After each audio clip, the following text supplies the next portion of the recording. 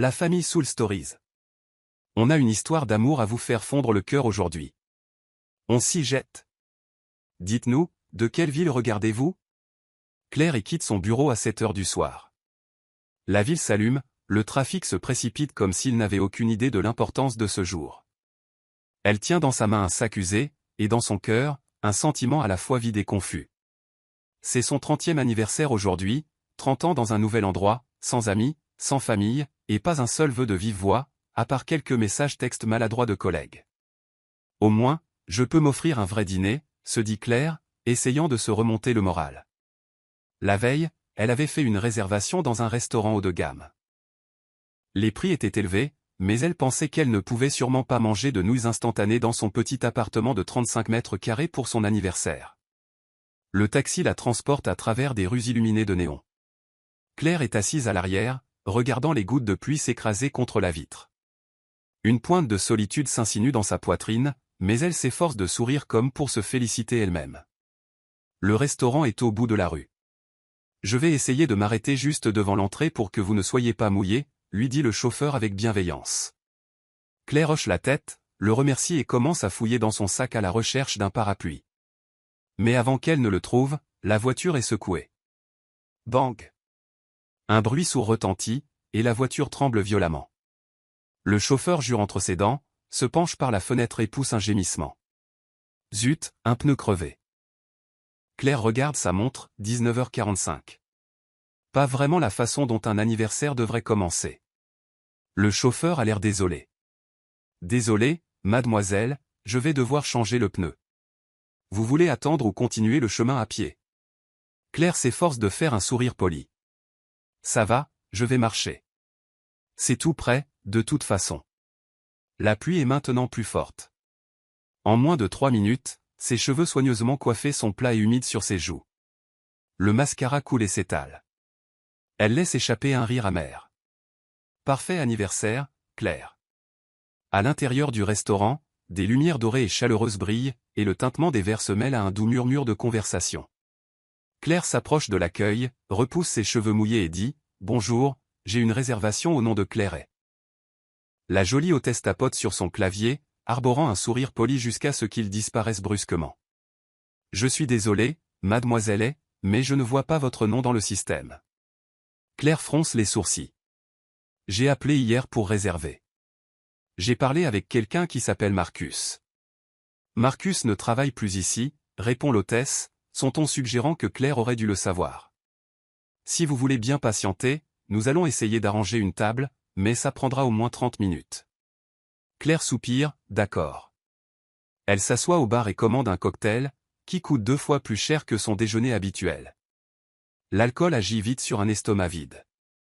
Environ 40 minutes plus tard, un autre membre du personnel la conduit à une petite table coincée juste à côté de la porte de la cuisine. Le bruit des casseroles et des poêles s'y fait entendre, des vagues d'air gras s'en échappent. Ce n'est en rien le dîner romantique qu'elle avait imaginé. Silencieusement, Claire ouvre le menu. Après un moment d'hésitation, elle choisit le risotto aux champignons avec une sauce au vin blanc. Un plat raffiné, assez chic pour un anniversaire, mais quand le serveur revient, c'est une lasagne aux aubergines qui se retrouve devant elle. « Excusez-moi, mais j'ai commandé le risotto, » dit Claire avec douceur. Le serveur soupire comme si elle le dérangeait. « Je vais vous le changer. » 15 minutes plus tard, le risotto arrive enfin. Claire regarde la vapeur qui s'en dégage, sa fourchette à la main, mais ne parvient pas à en prendre une bouchée. Une boule se forme dans sa poitrine. Tout ce qui s'était passé depuis le matin, ces messages d'anniversaire à moitié sincères, le pneu crevé, la réservation perdue, la table près de la cuisine, le mauvais plat, tout s'alignait comme de petites blagues à ses dépens. Elle se penche en arrière sur sa chaise et lâche un rire. Pas un rire joyeux, mais le genre de rire qu'on a quand on ne sait plus comment réagir. À moitié drôle, à moitié amer, 30 ans, seule, dans une grande ville, et voici son anniversaire. Claire prend une grande inspiration, sa fourchette touchant le risotto qui est enfin arrivé après tant de mésaventures. L'arôme des champignons monte faiblement, mais elle n'a pas d'appétit. La solitude l'enveloppe comme un épais brouillard, surtout quand elle regarde autour d'elle, les couples qui se tiennent la main, les familles qui rient, les amis qui trinquent, et elle, assise là en silence, avec le bruit des casseroles qui résonnent de la cuisine derrière elle. Finis juste de manger et rentre chez toi. Après, cet anniversaire sera terminé, pense-t-elle, s'efforçant de se faire un sourire.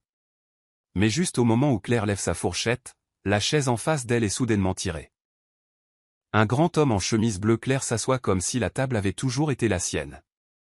Désolé, il se penche en avant, parlant doucement, sa voix à la fois pressante et teintée d'humour. Continue de manger, fais comme si on se connaissait. Sinon, je devrais m'asseoir avec mon patron et sa famille. Crois-moi, personne ne mérite ça un vendredi soir. Claire se fige, la fourchette suspendue en l'air, ses yeux écarquillés fixant l'inconnu qui est maintenant assis en face d'elle. Qui êtes-vous? Pourquoi êtes-vous assis ici? L'homme sourit, plaçant nonchalamment sa serviette sur ses genoux comme si s'asseoir à la table de quelqu'un d'autre n'était pas plus grave que de boire un verre d'eau. Juste une minute, je te le promets. Mais si tu regardes vers cette table, il penche légèrement la tête. 5 personnes, un oncle chauve, une cravate verte, qui rit si fort que tout le pâté de maison l'entend. C'est mon patron. Instinctivement, Claire jette un coup d'œil. Effectivement, il y a une famille bruyante qui commande du vin, l'oncle chauve au milieu qui rit aux éclats, exactement comme il l'a décrit. Et alors? Claire fronce les sourcils, posant sa fourchette. Vous ne pouvez pas vous asseoir à la table de quelqu'un d'autre pour éviter votre patron. C'est un point juste, il acquiesce avec un remords exagéré, bien qu'une lueur malicieuse brille dans ses yeux. Mais honnêtement, ne trouves-tu pas que tu pourrais avoir besoin d'un peu de compagnie? Pour tout dire, je viens de te sauver de ton dîner d'anniversaire en solitaire. Ces mots touchent juste. L'énervement, l'embarras, et surtout, le sentiment d'avoir été prise la main dans le sac tourbillonne en elle. Claire lâche un rire à moitié frustré, à moitié résigné. Parfait, mon anniversaire était déjà assez mauvais, et maintenant j'ai un étranger qui prétend être mon sauveur. Ses yeux bruns pétillent d'amusement. Oh, c'est ton anniversaire aujourd'hui?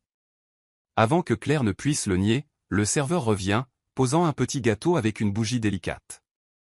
Joyeux anniversaire, madame. C'est le restaurant qui offre. Claire rougit. Elle se souvient d'avoir bêtement mentionné l'occasion lors de sa réservation la veille. Maintenant, devant un étranger, sa solitude se sent encore plus exposée. L'homme se lève d'un bond, applaudissant une fois. Parfait, maintenant on a une raison de porter un toast. Il fait signe de la main pour 2 verres de vin mousseux.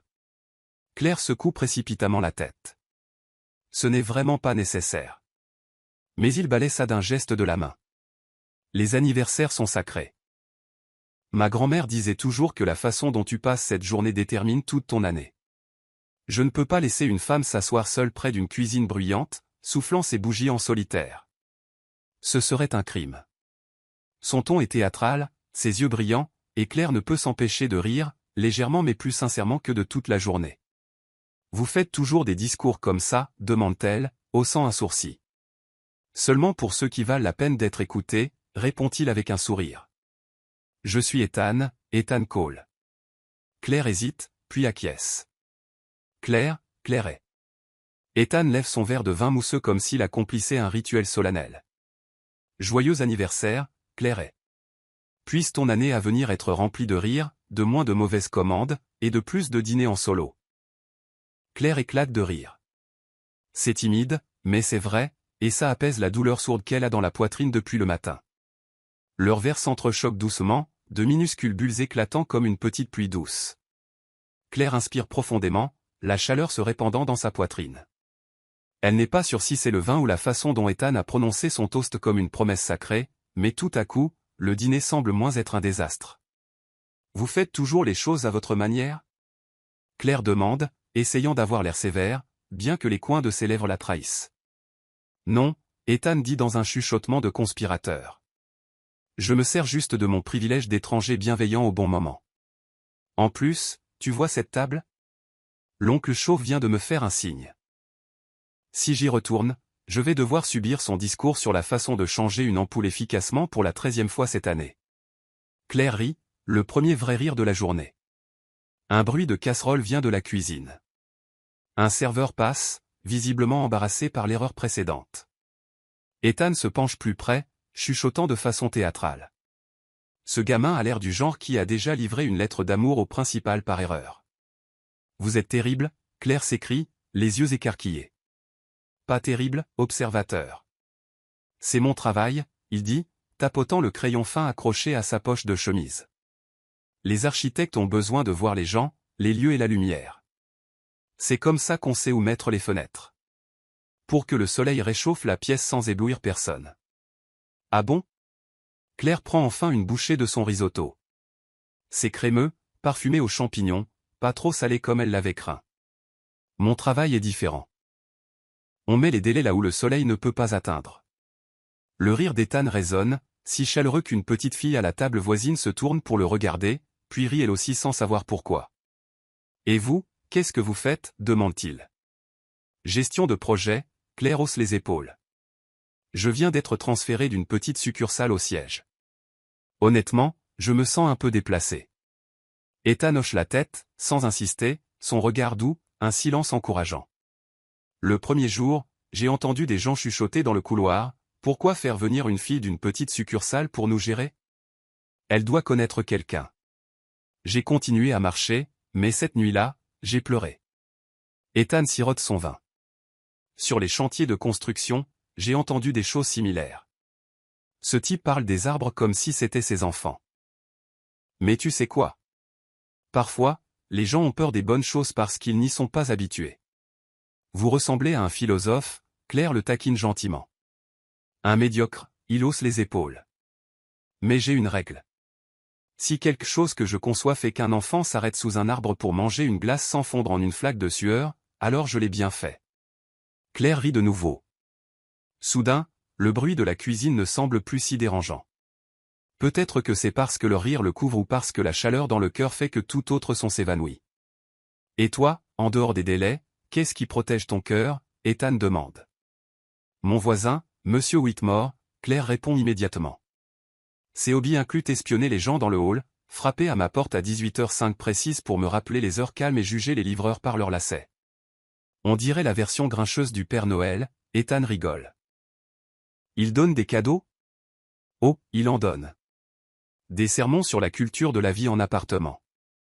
Ethan se penche en arrière, le menton dans la main, les yeux brillants d'inspiration. Dis-m'en plus. J'ai besoin d'un modèle de personnage, le gardien du complexe d'appartement. Hier, je me séchais les cheveux à 18h05. Il a frappé, a pointé sa montre et a dit, vous avez dépassé de 5 minutes. J'ai dit, ce n'est qu'un sèche-cheveux, pas un marteau-piqueur. Il a répondu, le bruit de votre bonheur ne doit pas dépasser les règlements. Ethan éclate de rire si fort qu'il doit s'essuyer les yeux. Claire rit aussi, surprise de voir à quel point quelque chose de si irritant pouvait devenir drôle quand elle le partageait avec quelqu'un qui écoutait attentivement. Le serveur apporte des toasts chauds pour compenser l'erreur. Ethan en coupe un en deux, lui tendant un morceau comme si c'était un petit rituel. Puis il tire le dessous de verre vers lui, crayon prêt. Permettez-moi de briser un peu les règles du restaurant, dit-il, esquissant de douces lignes. Qu'est-ce que vous dessinez?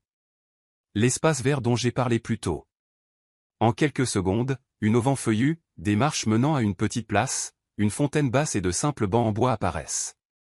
Un jardin de poche entre les bâtiments, convivial, accueillant. Il ajoute des cercles pour les enfants qui courent, des traits pour les gens qui lisent.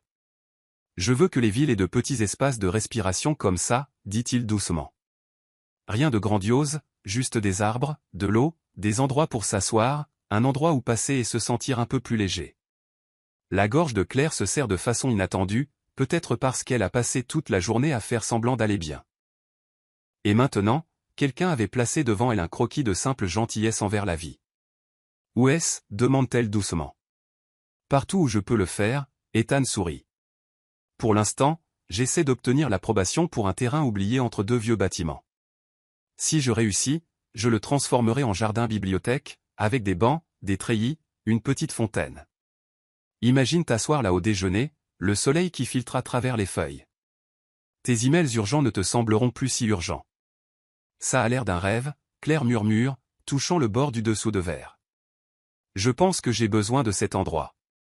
Tout le monde, Ethan lui fait un clin d'œil, même votre voisin légendaire. Je lui concevrai sa propre chaise de supervision communautaire. Ne faites pas ça, vous allez lui donner un poste de contrôle, Claire rit. À ce moment-là, un enfant court, brandissant une cuillère comme une épée, manquant de peu leur table. Ethan écarte les verres de vin avec un chute l'espiègle comme un espion. L'enfant glousse et les parents s'excusent. C'est tout si léger, comme si le destin avait lancé quelques petites mésaventures juste pour créer une soirée mémorable. Ils parlent de tout. L'habitude de Claire de marcher 3 pâtés de maison chaque matin, s'arrêtant à un café du coin pour l'odeur des pâtisseries fraîches. L'histoire d'Ethan d'étudiant mesurant des toits dont les plans ont été détournés par un chat. Il a si bien imité le chat que Claire s'est pliée en deux de rire. Tu as l'air différente quand tu ris, dit-il doucement. C'est parce que je pensais que vous étiez une nuisance quand vous vous êtes assis, Claire le taquine. Maintenant, peut-être juste un peu une nuisance. Un peu une nuisance est un titre d'honneur, Ethan dit solennellement. Je vais l'imprimer sur ma carte de visite. Il trinque de nouveau. Claire se rend compte qu'elle a fini son risotto sans s'en apercevoir. D'une certaine manière, la nourriture a meilleur goût quand elle n'est pas seule. Peut-être que les repas sont toujours comme ça ou peut-être qu'il l'a juste assaisonné de rire. Le temps file. Le gérant est déjà passé 3 fois, jetant poliment un coup d'œil à sa montre. Le personnel débarrasse les tables vides et les lumières s'éteignent légèrement. L'atmosphère devient plus intime, le bruit de la cuisine plus doux. Je pense qu'ils veulent qu'on parte, dit Claire en souriant d'un air penaud. Bien sûr, les heures calmes, Ethan répond avec un sérieux moqueur. On ne peut pas déranger la communauté du restaurant. Quand l'addition arrive, Claire tend la main vers sa carte. Ethan lève une main. Je paierai ma part du vin, mais la tienne, tu devrais t'offrir ça. C'est ton anniversaire. Vous n'êtes pas obligé. J'ai des règles, il sourit. Les étrangers un peu ennuyeux savent quand s'arrêter. Ils se lèvent ensemble. Dehors, la pluie s'est transformée en brume. L'air frais de la nuit caresse sa peau. Claire s'attarde sous l'auvent, réticente à dire au revoir trop vite. Leurs reflets se superposent sur le trottoir mouillé puis se séparent. Merci pour, elle commence, les mots lui échappant, pour m'avoir permis d'éviter mon patron, Ethan termine, les yeux brillants, et pour avoir ri. Un silence plane pendant un moment. Une voiture passe, quelqu'un siffle au coin de la rue. Une brise transporte l'odeur humide de la nuit. Ethan regarde sa montre, puis son visage, comme s'il pesait quelque chose. Demain, c'est samedi, dit-il. Vous avez des plans? Pas vraiment, d'habitude je fais le ménage, la lessive et je me dispute mentalement avec M. Whitmore à propos des heures calmes. Alors laissez-moi proposer quelque chose de différent. Ethan incline la tête, se penchant légèrement plus près comme s'il avait peur de briser le moment. Demain, je vais vous montrer quelque chose de spécial. Claire cligne des yeux. Quoi? Si je te le disais maintenant, ce ne serait pas spécial, il sourit mystérieusement. Mais juste des chaussures confortables. Je m'occuperai du café et des croissants. Elle a envie de lui demander où, quoi, à quelle distance, mais s'arrête. Quelque chose de petit mais certain fleurit dans sa poitrine, pas de l'imprudence, juste assez de confiance pour faire un pas de plus. D'accord, Claire hoche la tête, mais je paierai pour mon propre croissant. Affaire conclue, Ethan lui tend la main comme un contrat. Claire rit, la serrant. Sa poignée est courte, chaleureuse et ferme. Joyeux anniversaire encore, Claire et, dit-il. On se voit demain matin. On se voit demain, Ethan call. Ethan recule, lui fait signe de la main et disparaît dans la rue humide. Claire s'attarde sous l'auvent, regardant les lampadaires onduler sur les flaques comme des étincelles qui se pourchassent. La soirée, qui avait commencé avec des mésaventures, se termine dans une quiétude apaisante. Elle ouvre sa paume. Le dessous de verre est frais contre sa peau. Un auvent feuillu, une petite fontaine, de simples bancs, dessinés en traits de crayon doux. Claire le glisse dans son portefeuille, souriante. Puis elle sort sur le trottoir, légère comme si elle traversait un pont. De l'autre côté, elle le sait, quelqu'un vient de lui promettre de lui montrer quelque chose de spécial. Étrangement, cela suffit à faire en sorte que cette soirée ne soit plus un anniversaire solitaire. La sonnette retentit à 10h08. Claire est encore en train de s'attacher les cheveux en toute hâte, son autre main tâtonnant avec la fermeture éclair de son manteau. Elle regarde par le Judas, un homme grand et mince en manteau de serge gris, un sac en papier de pâtisserie dans sa main gauche, un plateau de café fumant dans sa droite. Ses cheveux sont légèrement ébouriffés, comme s'il venait de se battre avec le vent du matin. Ethan call. Avant que Claire ne puisse ouvrir la porte, la voix rauque caractéristique du hall résonne, et, vous, arrêtez-vous tout de suite. Monsieur Whitmore apparaît comme s'il était sorti du mur, pull marron, cravate vert mousse, carnet sous le bras, stylo à billes noires positionné comme s'il était prêt à émettre une contravention. Il toise Ethan avec l'attitude de quelqu'un qui détermine le niveau de menace d'un visiteur inconnu. Qui êtes-vous venu voir? Quel est le but? Avez-vous un rendez-vous? Une carte d'identité? Il s'exprime rapidement, les sourcils froncés. Ethan sursaute un peu, puis se redresse immédiatement, soulevant le plateau de café comme s'il présentait un registre. Monsieur, j'ai un rendez-vous avec mademoiselle Clairet. L'objectif est de lui livrer le petit déjeuner et un peu de bonheur. J'ai une carte d'identité, mais je suis actuellement trop occupé à empêcher le café de se renverser. Les visiteurs ne sont pas autorisés à apporter de la nourriture de l'extérieur si elle salit le tapis du hall, dit Monsieur Whitmore, ses yeux fixés sur les minuscules perles de condensation sur les couvercles, et pas de bruit. Je promets de partir aussi silencieusement qu'un chat bien élevé. Ethan sourit, se penchant vers le café comme s'il lui chuchotait. Vous entendez ça, les gars? Silence, s'il vous plaît. Claire ouvre la porte à ce moment-là et manque d'éclater de rire. Bonjour, Monsieur Whitmore. C'est mon ami, Ethan. Il est complètement inoffensif et très doué pour marcher et parler doucement. Je reconnais votre assurance, l'homme hoche la tête, jetant toujours un coup d'œil à Ethan. Juste un rappel, les heures calmes du samedi durent jusqu'à 21h. Pas de rire bruyant, pas de chaise qui racle le sol. Je rirai dans mes pensées, Ethan dit solennellement, et je m'engage à ne rien gratter, sauf un croissant.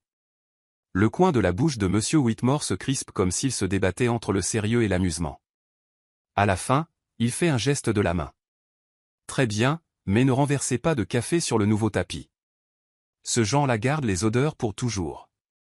Ethan incline la tête comme s'il s'inclinait devant le maître de cérémonie d'un château.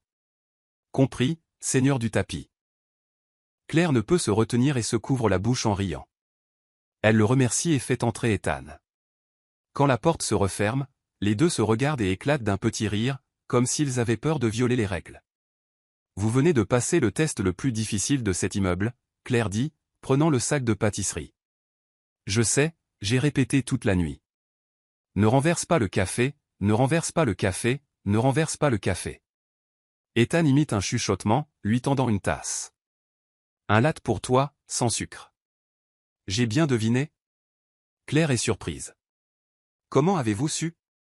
Hier, vous avez commandé du vin mousseux mais vous avez grimacé devant le dessert trop sucré. Les gens comme ça prennent généralement leur café sans sucre, il fait un clin d'œil. Et voici un croissant au beurre, le genre qui s'effrite partout, mais ça en vaut la peine. Ils se tiennent dans le couloir, appuyés contre le mur, savourant la première gorgée. L'odeur du café se mêle au beurre chaud, se fondant dans l'air frais du matin. Si délicieux qu'ils soupirent tous les deux de contentement. Alors, qu'est-ce que c'est le quelque chose de spécial? Claire incline la tête. Je t'ai dit, si je le dis maintenant, ce ne sera pas spécial, Ethan sourit. Mais juste des chaussures confortables. Le reste dépend de ton courage. Je n'ai peur que de Monsieur Whitmore, Claire plaisante. Sinon, on y va. La voiture d'Ethan est une vieille break verte, le genre qui a l'air fait pour transporter des plantes plutôt que des gens. Sur le siège arrière, 2 petits pots de fougères tremblent. Quelques livres épais sont attachés avec une ceinture de sécurité, ainsi qu'un mètre-ruban et un rouleau de crayon. Désolé pour la mini-forêt mobile, Ethan dit, abaissant la fenêtre pour prendre de l'air. Je fais office de babysitter temporaire pour quelques plantes de bureau. Elles ont besoin de soleil le week-end. Elles ont des noms? Claire demande, surprise. Oui. Celle de gauche est petite ficelle parce qu'elle est toujours emmêlée. À droite, c'est sœur nonchalant parce que ses feuilles pendent quelle que soit la vie. Claire glousse et attache sa ceinture de sécurité. Vous parlez souvent aux plantes? Oui, et elles se disputent rarement, Ethan répond, imperturbable. Un samedi matin, la ville est encore à moitié endormie. Les lampadaires ne sont pas encore complètement éteints. Quelques cafés ont ouvert tôt. Des joggeurs passent comme de petits traits. Le vent transporte l'humidité de la nuit passée dans une légère odeur de pâtisserie. Ethan allume une petite radio. Un doux jazz résonne en arrière-plan. On va loin? Claire demande. Pas loin, juste une petite promenade, Ethan dit, tournant dans une rue étroite. Je veux que tu oublies que tu es entouré de béton. La voiture s'arrête devant une rangée de vieux murs de briques recouverts de lierre. Un portail en fer bas est fermé par un cadenas rouillé, mais à côté, il y a un passage étroit, juste assez large pour qu'une personne puisse se faufiler. Ethan prend le sac de croissants et une couverture épaisse dans le coffre. Allons-y, dit-il avec autant de désinvolture que s'il l'invitait à traverser un champ. Il se faufile derrière le mur et s'engage sur un sentier caché sous d'épaisses branches. L'odeur de la terre humide monte. Des oiseaux bavardent quelque part. Les feuilles bruissent sous leurs pieds. Claire remarque que sa respiration a ralenti, comme si ses poumons étaient surpris d'inhaler un air différent. « C'est quoi cet endroit ?» elle chuchote. Une fois, je cherchais des archives pour une vieille maison qui a été démolie il y a longtemps, Ethan dit, écartant des branches pour elle. La maison a disparu, mais le jardin négligé est toujours là, à l'intérieur de ses murs. Quelqu'un a oublié de fermer un portail latéral. Je viens parfois ici depuis. Je ne le dis pas à beaucoup de gens. Le chemin s'ouvre et Claire s'arrête. Devant elle se trouve une clairière qui ressemble à un conte de fées. De l'herbe verte et fraîche s'étend comme un tapis, parsemé de buissons de lavande bas. Au milieu se dresse un bassin rond en pierre. Sa surface immobile reflète une parcelle de ciel argenté. Quelques vieux bancs en bois sont dispersés, chacun usé par le temps. Des arbres anciens étendent leurs canopées. D'épaisses feuilles vertes filtrent le soleil matinal en petites pièces de lumière ronde qui tombent au sol comme des bonbons. Dans un coin, deux jeunes dessinent dans des carnets. Près du mur, un couple âgé partage tranquillement du pain, comme s'il avait peur de réveiller le jardin.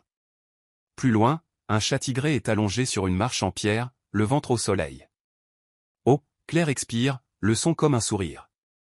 Je ne pensais pas qu'un endroit comme ça existait ici. Personne, Ethan dit doucement, mais il est là, comme un doux secret.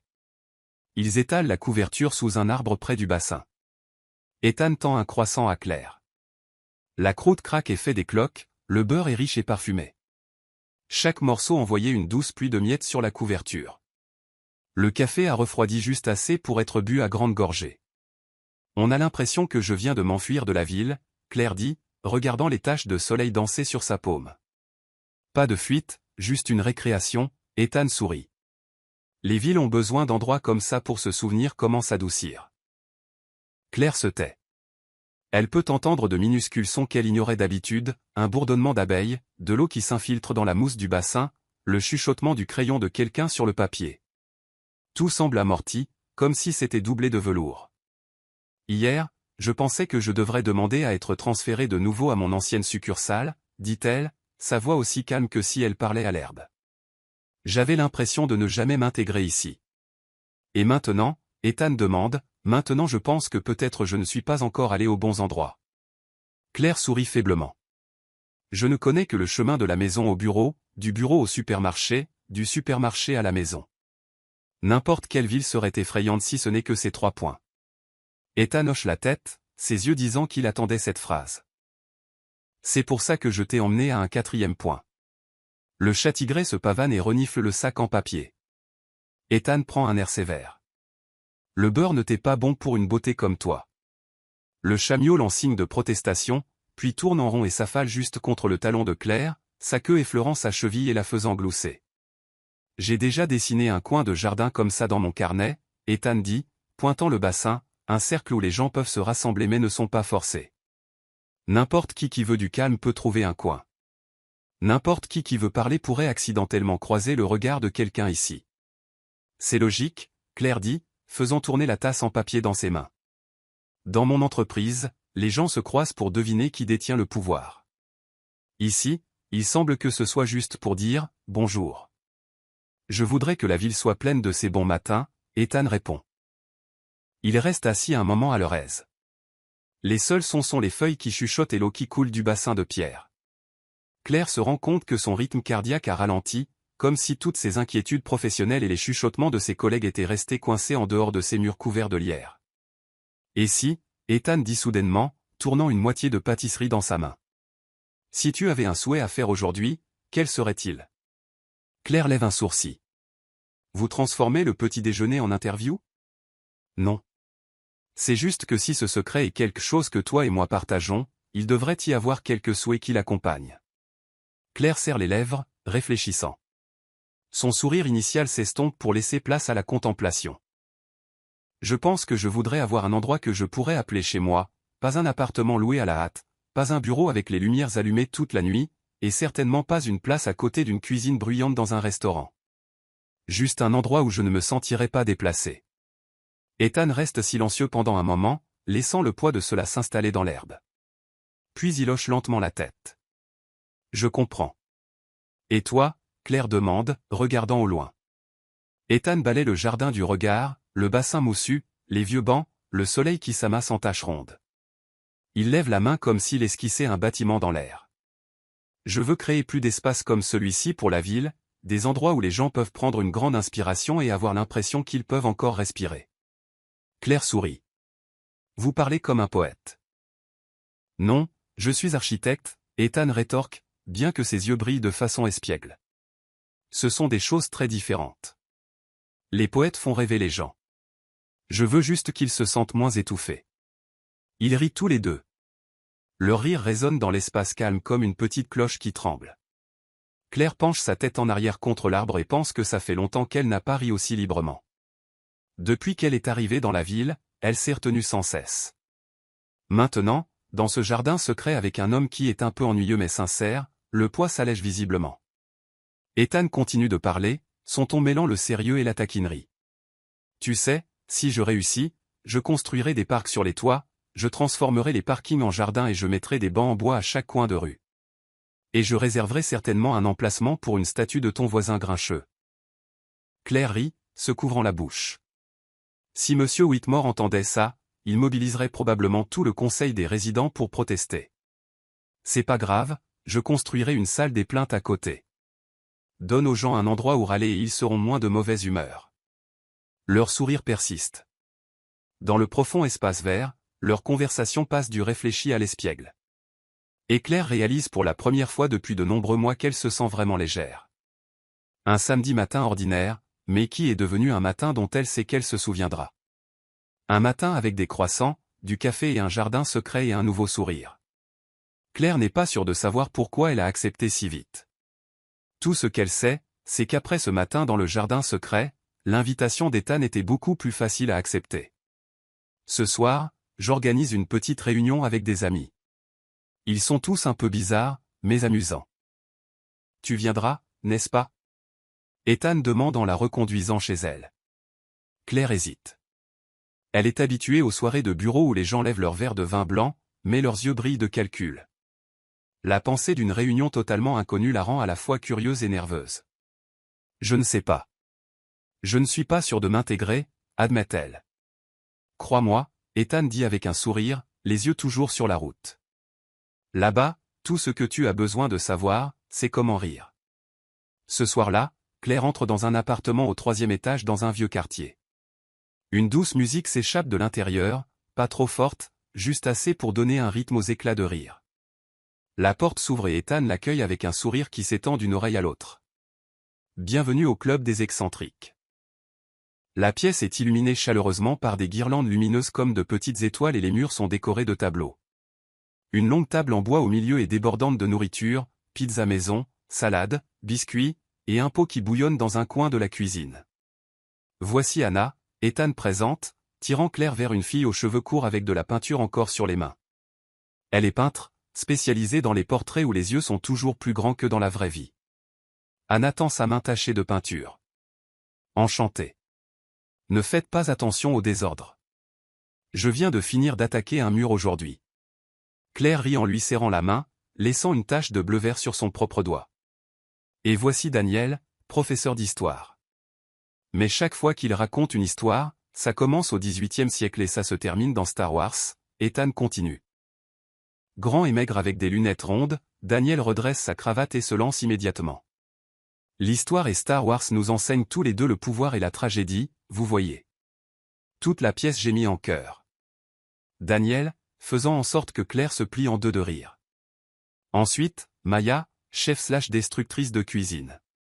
Ethan pointe du doigt une femme à la peau brune avec un tablier taché de sauce.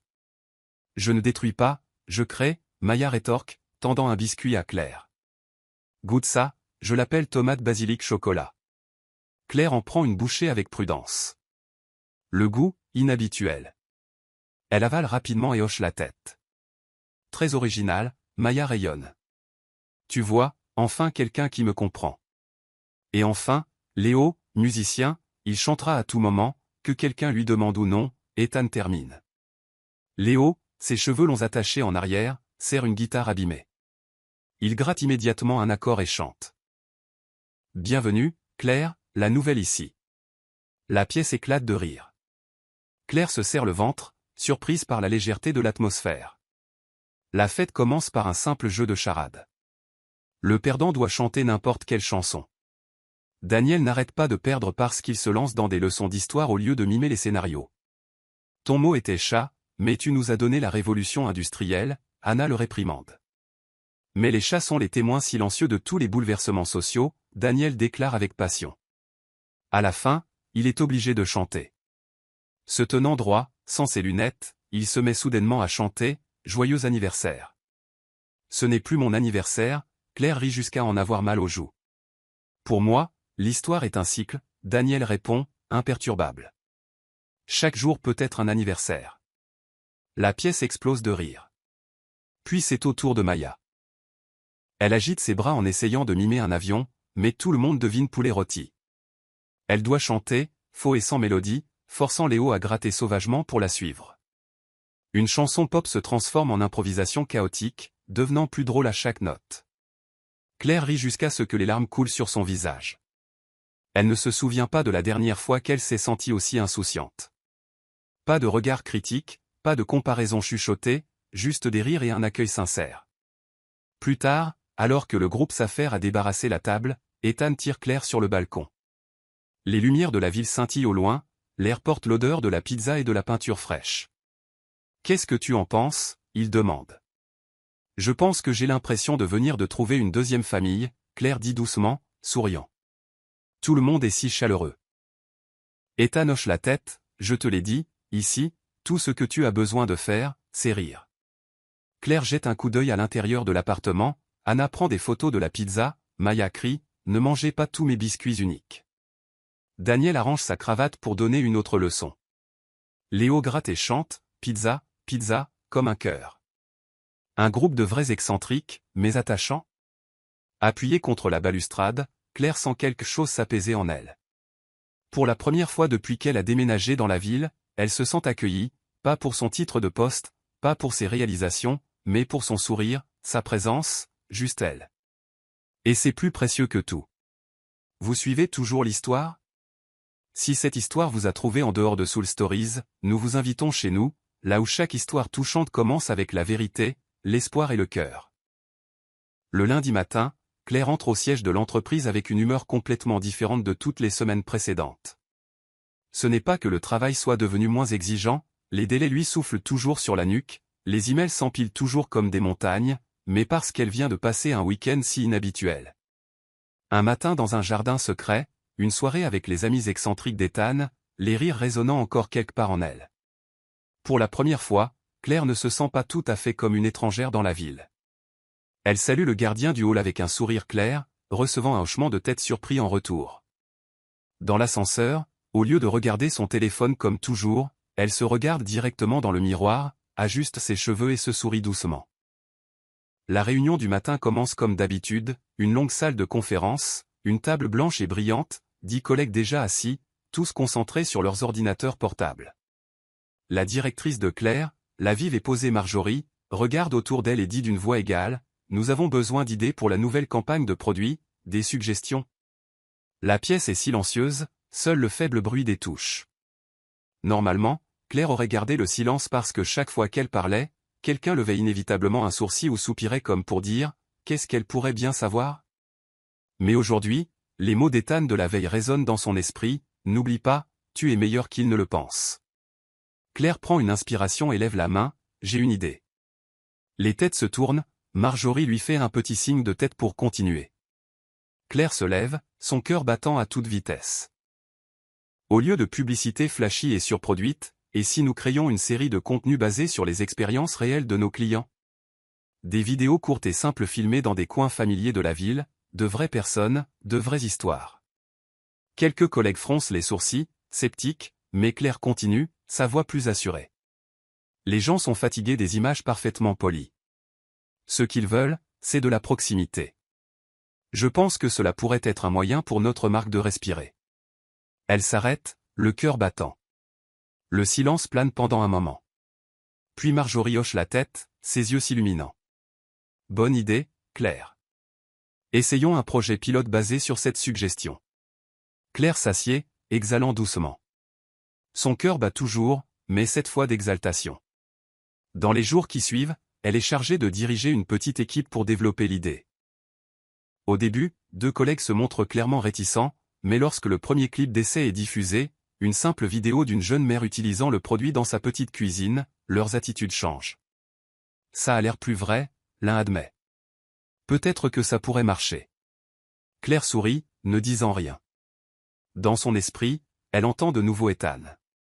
Tu vois, je te l'avais dit, tu es meilleur qu'il ne le pense. Ethan ne manque pas un seul jour sans lui envoyer un message espiègle. N'oublie pas le déjeuner. Le risotto ne pousse pas comme par magie dans une boîte à lunch. Si des collègues te donnent du fil à retordre, souviens-toi juste de Monsieur Whitmore et sois heureuse qu'au moins il ne frappe pas à ta porte à 18h05. Ta nouvelle campagne va réussir.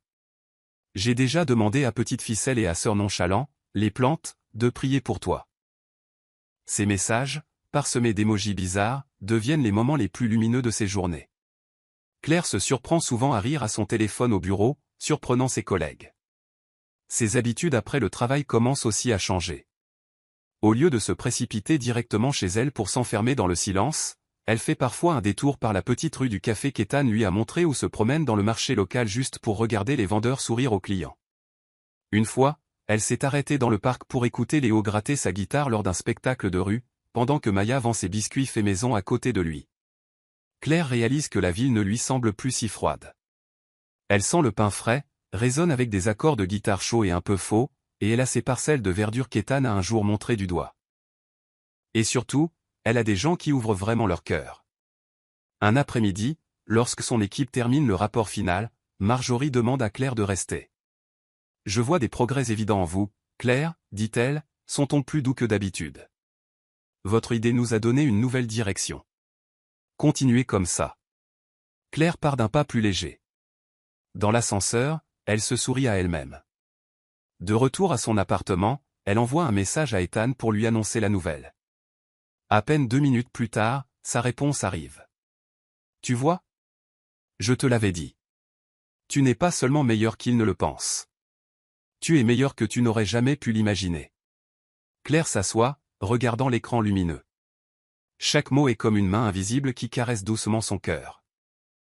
Un vendredi soir, Ethan envoie un message, « Tu veux aller te promener? J'aimerais te montrer une autre partie de la ville, un endroit où tu ne te sentiras pas déplacé. » Claire accepte. Ils se retrouvent sur la place centrale animée. Ethan la conduit à travers des ruelles sinueuses jusqu'à ce qu'ils atteignent un toit abandonné sur un vieil immeuble. De là, toute la ville se déploie, des lumières dorées s'étendant comme des courants d'étoiles, des voitures filant comme des faisceaux de lumière.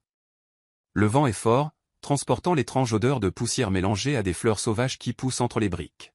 « Je veux transformer des endroits comme ça en jardin sur les toits, » Ethan dit, les yeux brillants. Un espace où n'importe qui peut venir, juste pour s'asseoir et respirer. Claire le regarde, sa poitrine remplie d'une chaleur indescriptible. À ce moment-là, son téléphone vibre. Un message d'un collègue. « Claire, la vidéo de la campagne est en ligne.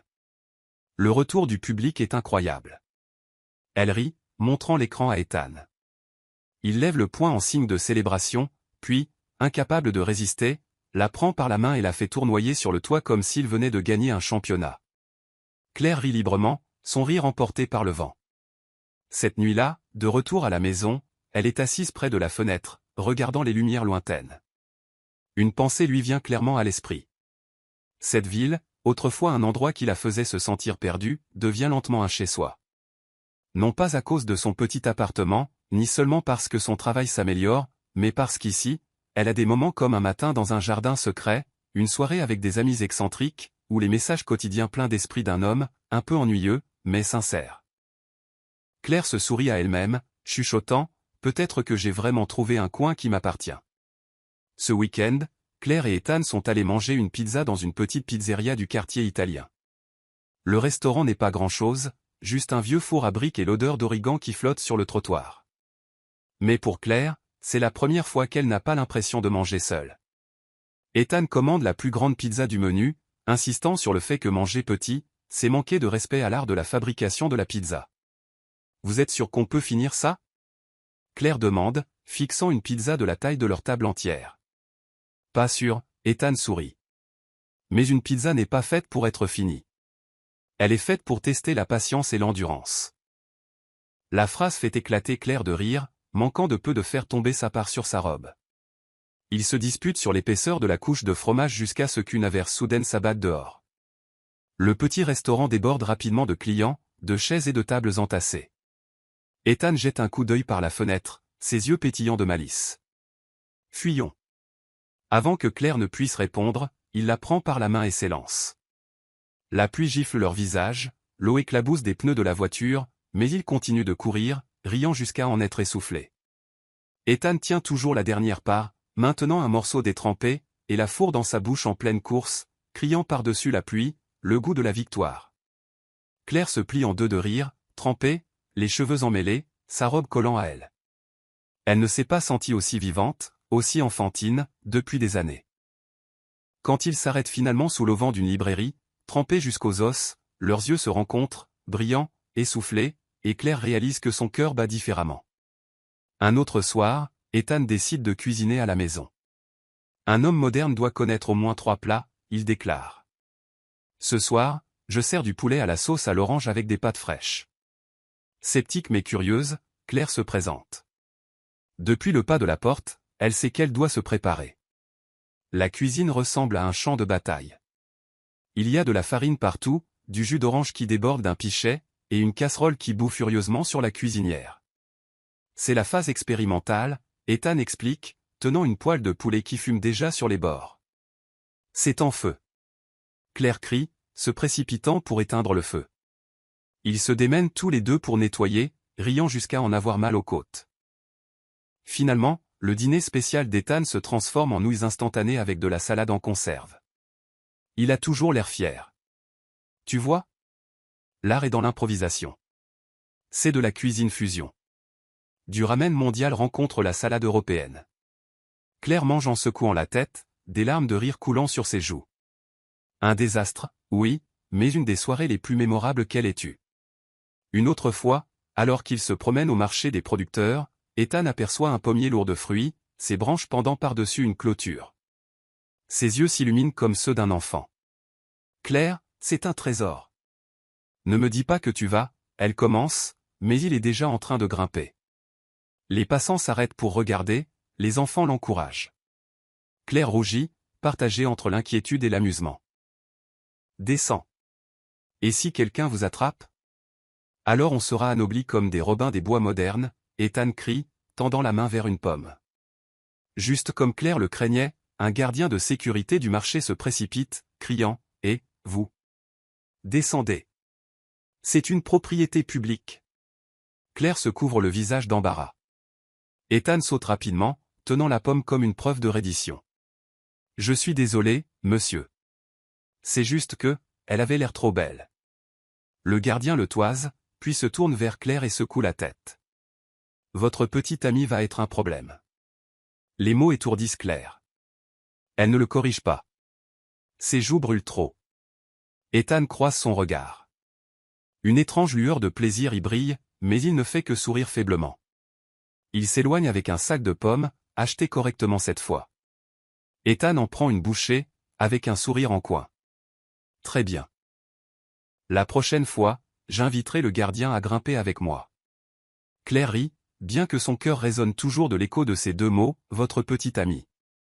Ces petites sorties originales continuent de s'accumuler, aucune d'entre elles n'est parfaite dans le sens cinématographique, mais toutes sont d'autant plus précieuses en raison de leur spontanéité, de leur maladresse, même de leurs petits échecs.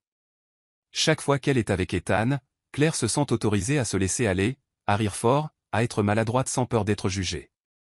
Ils se taquinent comme des amis. Vous êtes vraiment un désastre en cuisine, et vous êtes la victime de ce désastre. Mais dans les pauses calmes entre les blagues, lorsque leurs yeux se rencontrent de façon inattendue, Claire sent quelque chose de différent, pas seulement de l'amitié, pas seulement du plaisir. Un soir, après l'avoir accompagnée à sa porte, Ethan s'attarde. Il la regarde pendant un long moment, sans mots, juste un sourire un peu irrégulier, un regard qui s'attarde plus longtemps que d'habitude. Le cœur de Claire s'emballe. Elle se détourne rapidement, faisant semblant de chercher ses clés. À l'intérieur d'elle, quelque chose prend forme tranquillement. Elle n'a pas besoin qu'Ethan le verbalise, ni d'une grande déclaration sous des lumières de fée. Ce regard est suffisant.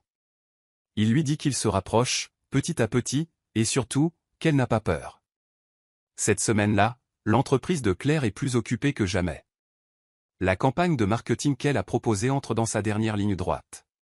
Le bureau bourdonne avec le bruit des claviers, des téléphones qui n'arrêtent pas de sonner, et des réunions consécutives qui ne laissent pas de temps pour un déjeuner correct. La salle de pause est à l'étroit, remplie de l'odeur amère du café et du rythme lointain de la dactylographie. Claire entre pour se verser de l'eau et entend immédiatement des bribes de conversation de deux collègues qui bavardent. « Tu connais ce type avec qui Claire traîne tout le temps ?» l'une dit, baissant la voix, mais s'assurant clairement qu'elle soit entendue. « Oui, il a l'air soigné à l'extérieur, mais j'ai entendu dire que ce n'est qu'un architecte de seconde zone, avec des projets dont personne ne se souvient. » Exactement, il parle toujours de ces soi-disant bâtiments verts. Ça a l'air sympa, mais en réalité, il ne peut rien faire aboutir, c'est plus un beau parleur qu'autre chose. Un rire s'essuie. Claire se fige. Les mots la piquent comme des aiguilles, directement dans la fragile confiance qu'elle avait.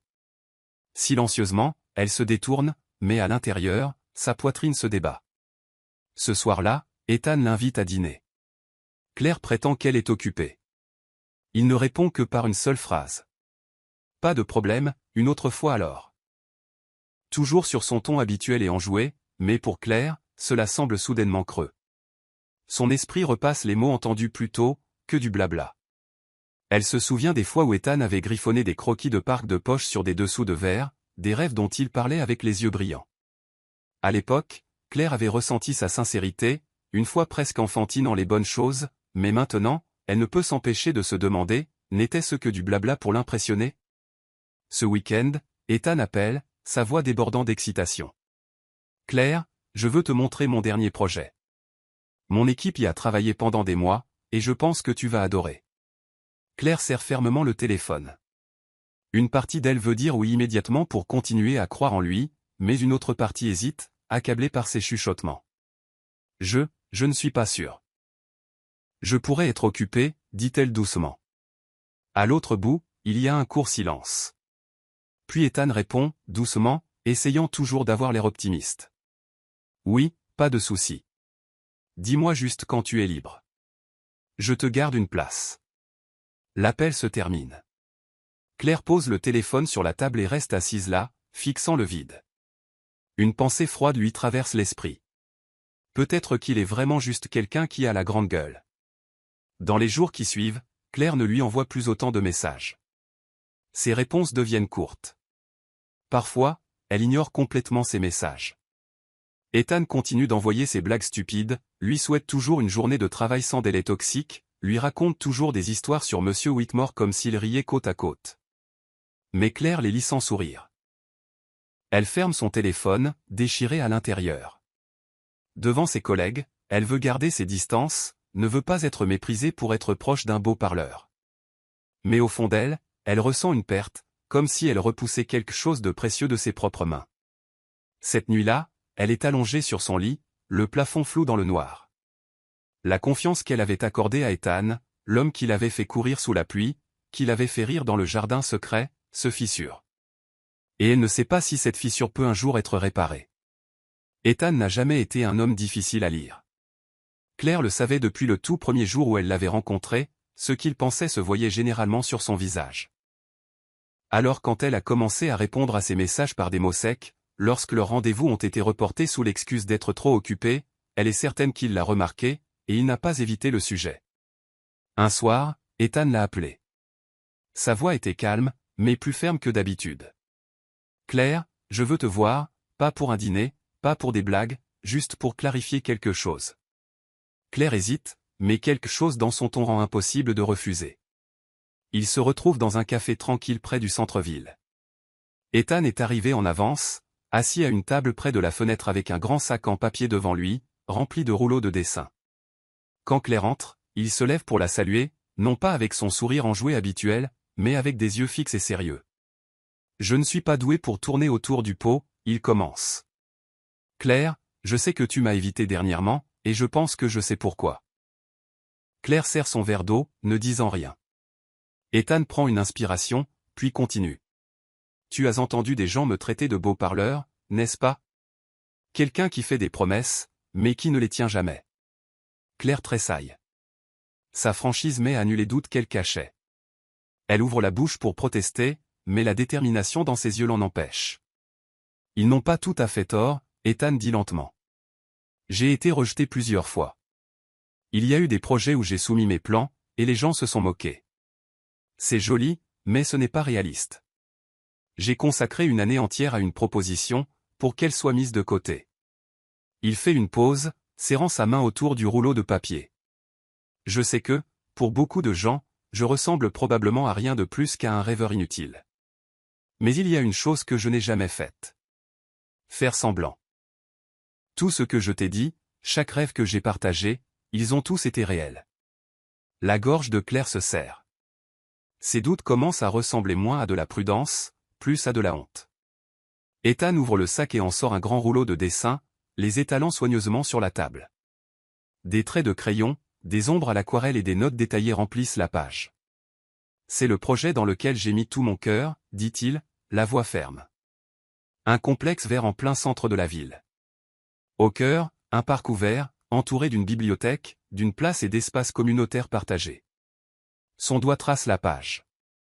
Ici, un étang artificiel où les gens peuvent lire sous les arbres.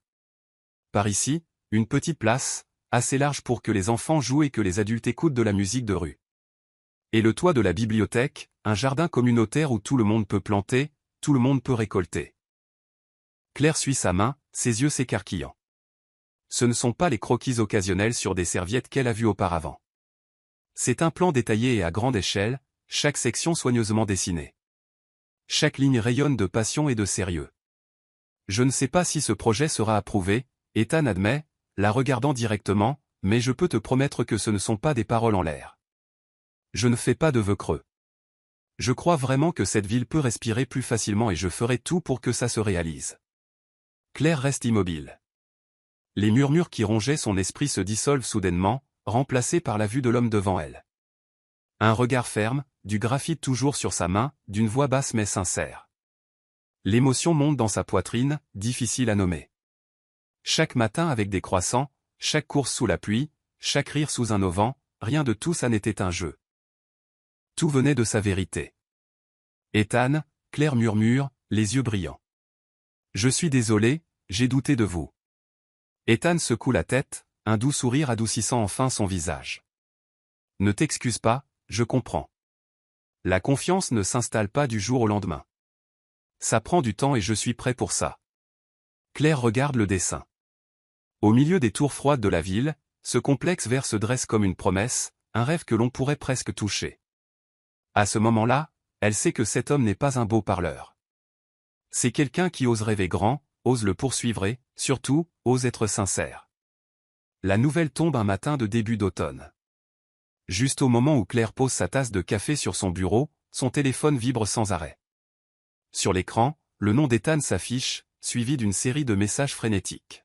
« Oh mon Dieu, tu ne vas pas le croire. Sors du bureau tout de suite. Je dois te le dire en personne. » Claire fronce les sourcils, perplexe, mais l'excitation pure dans chaque mot fait battre son cœur plus vite. 1 heure plus tard, ils se retrouvent dans leur café habituel près du parc. Ethan entre en trombe, serrant un épais dossier, les cheveux en bataille, les yeux pétillants comme un enfant avec un nouveau jouet. « Claire !» il crie presque. Harrison a dit oui. « Qui est Harrison ?» Claire cligne des yeux. Le chef du plus grand groupe immobilier de la région. Il a décidé de financer mon projet de complexe vert, pas seulement des promesses, un accord officiel signé. Claire se fige pendant une seconde, puis rit d'une surprise totale. Ethan tire une chaise en face d'elle et étale les documents sur la table. Ses mains tremblent, mais sa voix est ferme. Ils vont financer toute la première phase. La construction commence cette année. Si tout se passe bien, ça deviendra un nouveau symbole de la ville. Claire regarde les dessins familiers, sauf que cette fois, les lignes ne sont pas seulement des rêves. Elles sont sur le point de devenir réelles. L'émotion monte dans sa poitrine jusqu'à ce qu'elle doive déglutir avec difficulté. Ethan, félicitations, elle chuchote, ses yeux brillants. Non. Ethan secoue la tête, son sourire radieux. Merci. Si ce n'était pas pour toi, je n'aurais jamais osé aller aussi loin. Claire rit, essayant de cacher le tremblement dans sa poitrine. Je n'ai rien fait. Tu as cru en moi, Ethan répond simplement. C'est plus que suffisant. La nouvelle se répand rapidement. Les journaux locaux font les gros titres. Un nouveau symbole pour la ville? Premier complexe vert à grande échelle a brisé le sol. L'image principale est le croquis du projet d'Ethan, un parc central entouré d'une bibliothèque, d'une place et de rangées de maisons en verre. Le public est plein d'anticipation. Les collègues de l'industrie chuchotent avec surprise. Le nom d'Ethan n'avait jamais été mentionné autant auparavant. Le jour de la première pierre, les amis excentriques de Claire et Ethan arrivent tôt. Anna porte son carnet de croquis, et Daniel arrive armé d'anecdotes historiques. Les Romains construisaient aussi des places comme ça, sauf qu'ils n'avaient pas le Wi-Fi. Maya apporte une boîte de biscuits pour donner de l'énergie à l'architecte, et Léo a sa guitare en bandoulière, prêt à jouer. Claire est debout dans la foule, les yeux fixés sur Ethan alors qu'il monte sur scène. Il porte une simple chemise blanche, ses cheveux s'agitant dans la brise. Sa voix est profonde, sans trace de vantardise, juste une conviction sincère. Ce n'est pas seulement un projet. C'est une promesse, que cette ville mérite des endroits pour respirer, mérite des espaces où les gens peuvent s'asseoir, lire, rire et se sentir chez eux. Des applaudissements tonitruants suivent. La fierté envahit Claire, montant jusqu'à ce qu'elle manque de l'écraser. Mais la joie est accompagnée de défis. À partir de ce jour, Ethan disparaît pratiquement dans le travail. Il passe ses nuits avec des ingénieurs, des architectes et des entrepreneurs. Des réunions sans fin. Des dessins révisés jusqu'à minuit. Son emploi du temps est tendu comme une corde. Claire s'inquiète. Parfois, près de minuit, son téléphone vibre avec ses messages. Tu dors? Sinon, prie pour que le toit de la bibliothèque ne s'effondre pas sur ma 5e révision. Ou, j'ai bu assez de café pour 3 personnes aujourd'hui. Si je me pousse une deuxième tête, serais-tu toujours mon ami? Ces phrases stupides font rire Claire, mais elle la pique aussi. Elle sait qu'il est épuisé, mais il essaie toujours de la rassurer, de peur qu'elle ne s'inquiète trop. Une nuit, elle tape en réponse, « Si tu te pousses une autre tête, je nous achèterai des chapeaux assortis. » D'accord? Sa réponse est instantanée. Parfait. Une tête s'occupera du projet. L'autre se concentrera sur le fait de te faire rire. Claire se mord la lèvre, déchirée entre la douceur et la douleur. Pendant ces longues semaines, les amis excentriques deviennent son équipe de soutien non officielle. Maya livre des repas tard le soir sur le site. Anna dessine chaque étape de la construction comme un journal visuel. Daniel divertit l'équipe avec ses histoires, tandis que Léo est assis sur les marches, grattant une guitare pour apaiser la tension. Claire s'arrête souvent aussi, apportant du café et des rappels. Tu as besoin de dormir, Ethan. Aucun architecte ne peut rester debout sans repos. Il sourit avec des cernes sous les yeux, mais son regard est toujours lumineux. Je suis toujours debout grâce à toi. Claire se tait, son cœur se tordant et s'envolant à la fois. L'hiver arrive et le projet commence à prendre forme. Des structures en acier s'élèvent et un terrain vide se transforme en place. La presse en parle constamment. Les passants s'arrêtent pour regarder, pleins d'excitation. Pour Claire, chaque aperçu du chantier apporte la même pensée. Ce n'est plus seulement le rêve d'Ethan. C'est aussi devenu le sien. La fierté monte en elle, non seulement à cause de la vision elle-même, mais parce qu'elle était là depuis les jours où ce n'était qu'un gribouillis sur un dessous de verre de café. La nuit, elle est allongée dans son lit, faisant défiler les messages stupides d'Ethan. Chaque phrase la fait sourire, puis retenir ses larmes. Il mettait tout ce qu'il avait dans ce rêve. Et elle savait que chaque mot venait de la partie la plus vraie de lui. Claire ferme les yeux et chuchote dans le silence, « Tu n'es pas seulement un rêveur, Ethan.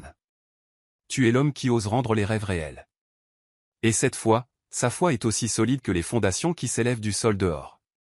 La ville est illuminée ce soir-là. Le complexe nouvellement achevé, avec ses espaces verts, sa bibliothèque, son parc ouvert et sa place, a été officiellement inauguré. Au milieu des rues animées, le projet se dresse, à la fois moderne et accueillant. Les auvents des arbres projettent de l'ombre, les fenêtres dorées et chaudes brillent, et l'eau de la fontaine centrale coule doucement. Les gens l'appellent de nombreux noms, mais le plus populaire est le cœur vert de la ville. Claire est debout dans la foule, les yeux brillants. Il y a un an, pour son 32e anniversaire, elle était assise perdue dans un restaurant bruyant, se sentant n'appartenir à nulle part. Mais aujourd'hui, pour son 33e anniversaire, elle est debout au centre d'un monument créé par l'homme en qui elle a choisi de croire. Sur scène, Ethan monte sur la scène dans un simple costume. Les projecteurs l'éclairent, des applaudissements tonitruants remplissent l'air. L'animateur annonce qu'il a été nommé architecte de l'année pour avoir créé non seulement un beau bâtiment, mais un qui a suscité un véritable esprit communautaire. Ethan accepte le trophée, mais ses yeux cherchent immédiatement Claire dans la foule. Son sourire fait trembler son cœur.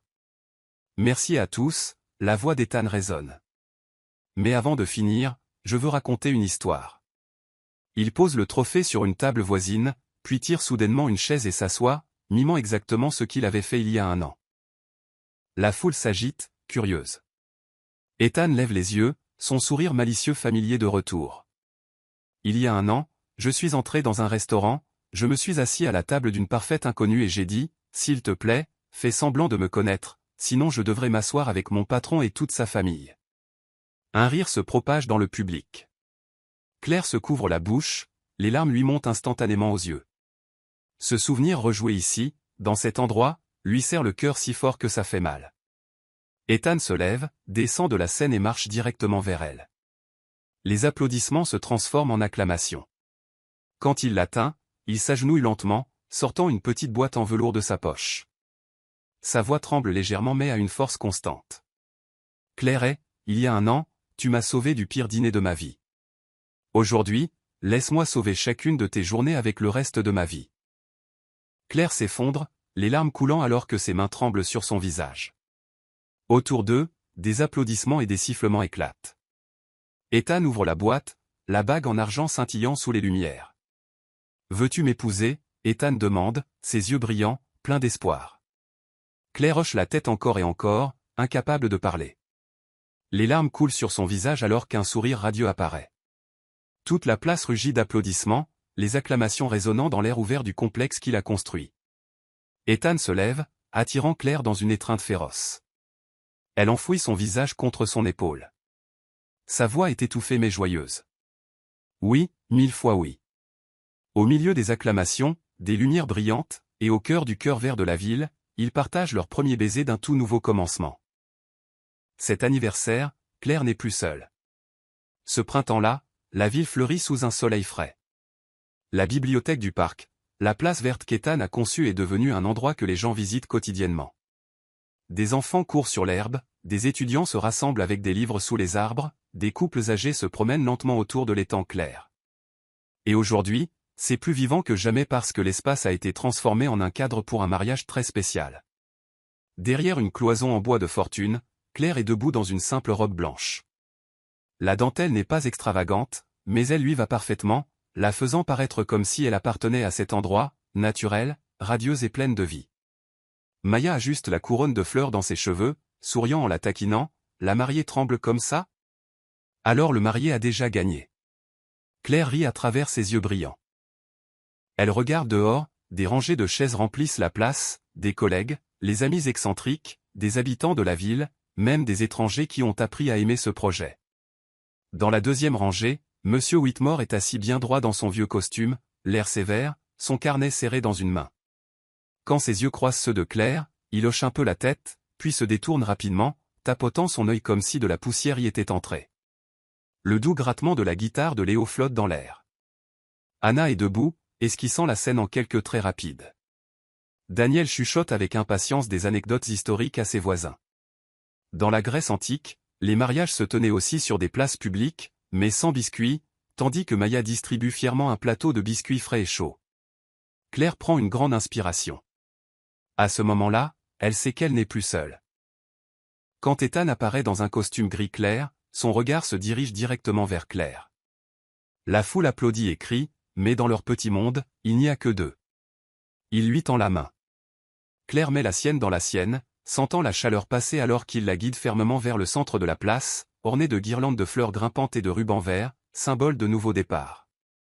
Il n'y a pas de cérémonie somptueuse, seulement un ami proche qui officie, sa voix claire à travers le microphone. Aujourd'hui, ici, à l'endroit né du rêve d'Ethan, nous sommes témoins de Claire et Ethan construisant un autre rêve, leur propre foyer.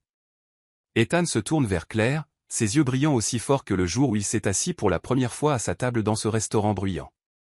Sa voix se casse, bien qu'il parvienne toujours à garder une trace d'humour. Il y a 1 an, tu as fait semblant de me connaître juste pour me sauver d'un terrible dîner. Aujourd'hui, je ne veux plus que tu fasses semblant. Laisse-moi sauver toutes tes journées, non pas en évitant un patron, mais avec toute ma vie. Le rire se propage dans la foule, suivi d'applaudissements et de longs sifflements. Les larmes montent aux yeux de Claire. Elle hoche la tête, chuchotant, « Oui, et cette fois, je n'ai pas à faire semblant. » Ethan lève sa main, pressant un baiser sur la bague scintillante. Les applaudissements tonitruent à travers la place. Lorsque les vœux sont terminés, Claire et Ethan marchent main dans la main le long du chemin parsemé de pétales qui mène au jardin luxuriant. La guitare de Léo joue, la voix de Daniel est couverte par les rires, et Maya court derrière eux, glissant des biscuits supplémentaires dans les mains des mariés. Derrière eux, M. Whitmore murmure, un mariage en plein air, ce bruit ruine les heures calmes. Mais tout le monde peut voir ses yeux rougis et le pincement serré de ses lèvres pour cacher un sourire. Claire s'appuie contre l'épaule d'Ethan, la gratitude l'envahissant. Il y a 1 an, pour ce même anniversaire, elle s'était sentie comme une étrangère, seule devant un mauvais repas, mais aujourd'hui, pour son anniversaire à nouveau, elle a trouvé son vrai chez-soi, pas seulement un appartement ou une ville, mais un endroit défini par l'homme qui tient sa main, marchant avec elle à travers le jardin vers sous le regard de ses amis et de toute une communauté. Alors qu'il passe devant la fontaine centrale, le soleil de l'après-midi se déverse, dispersant des scintillements de lumière autour d'eux. Claire sourit, chuchotant, « Ce n'est plus seulement votre projet, Ethan, c'est le symbole de notre amour. » Ethan serre sa main plus fort, ses yeux brillants de joie, et c'est le futur que nous construirons ensemble. Au milieu de la verdure du jardin, alors que les applaudissements résonnent encore, Claire et Ethan avancent. Ils entrent dans une nouvelle vie, un nouveau foyer, où l'amour n'est plus un rêve, mais est devenu une réalité.